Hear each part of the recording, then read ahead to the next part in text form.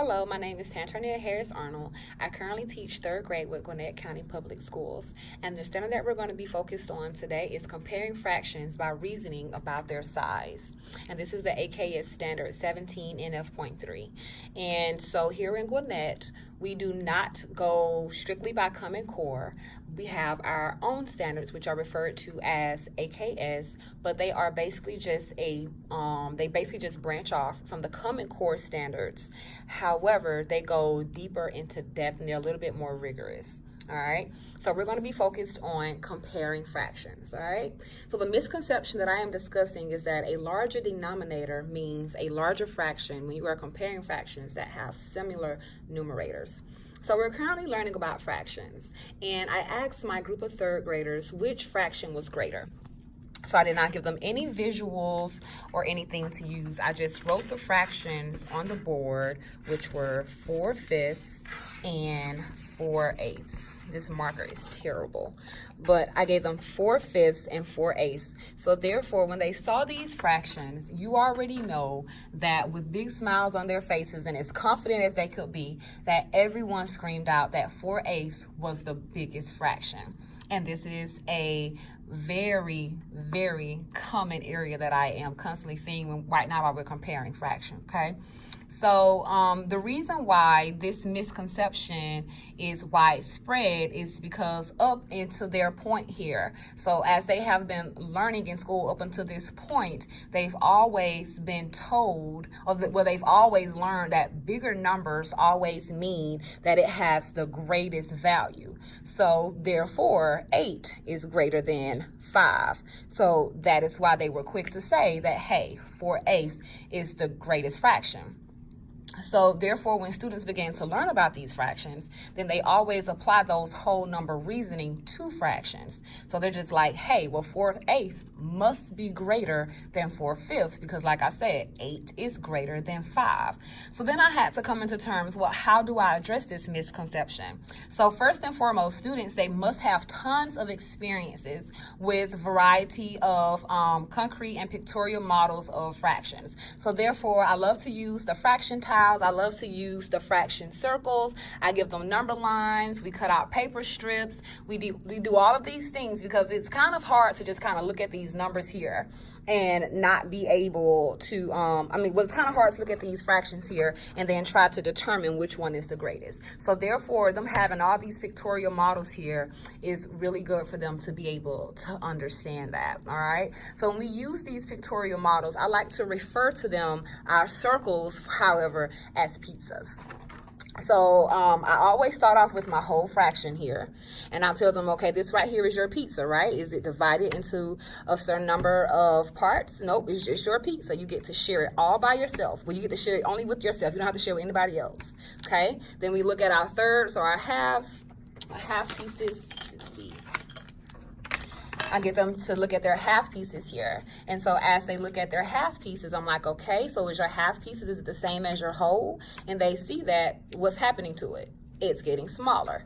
Same thing with your thirds. Now you have to share your pizza with 2 other people. And so now as you can look, when you only had to share it with 1 other person, you see that your pieces have gotten smaller. Then when you had to share them with 3 other people. Now you have 4 slices, and as you can see, every time you have to partition your pizza and share it with more people, the smaller your fractions get. So I always ask them, would you rather share your pizza with 1 other person? Would you rather share it with 2 other people? Would you rather share it with 3 other people? Or would you rather share it with 4 other people? And the answer is always 1 other person, because they then realize that, hey, the more people that I have to share it with, then the smaller my slices of my pizza becomes. So then I created here this visual, this small anchor chart where they're able to kind of see and put it all together. So I always remind them with this rule that if they're comparing 2 fractions that have the same numerator, meaning that top number is the same, because that right there can sometimes be confusing. They're just like, hey, well, these fractions here, they have the top number, the numerator is the same, so therefore they're equivalent to each other, which is also another misconception, but we're not going to talk about that right now. But I always remind them this rule that when you're comparing two fractions that have the same numerator, always look at your denominators. More than likely, those denominators, they're going to be different. This one here is the fifth. This one here is 8. All right? So the fraction that has the smaller denominator is the larger fraction. So therefore, I created a visual there for them so they're able to see that although these two fractions, they have the same numerator of 4 parts shaded, however, their denominators are different.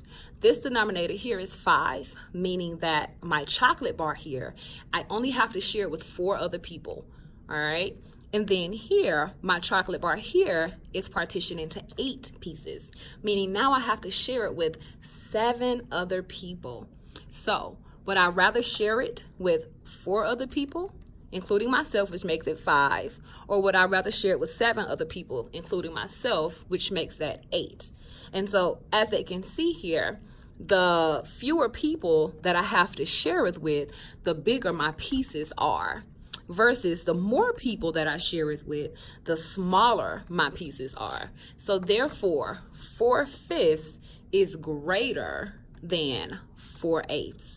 Okay?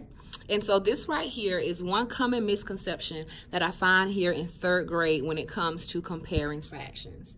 Like I said, students are always taught in their primary years that when it comes down to whole numbers, the bigger the number is, then it has the greatest value. However, they have that misunderstanding when it comes to fractions, that they just look at, well, hey, this fraction here has 8, so therefore that's a bigger number. That number is the greatest out of all of these fractions, so therefore that is the greatest number. So like I stated, that is one common misconception when it comes to students when learning about fractions. So one way that I sum that up is to create different anchor charts here, create different visuals that they're able to see, give them the manipulatives that they need where they're able to see that as well. And I also use number lines and different things of that sort.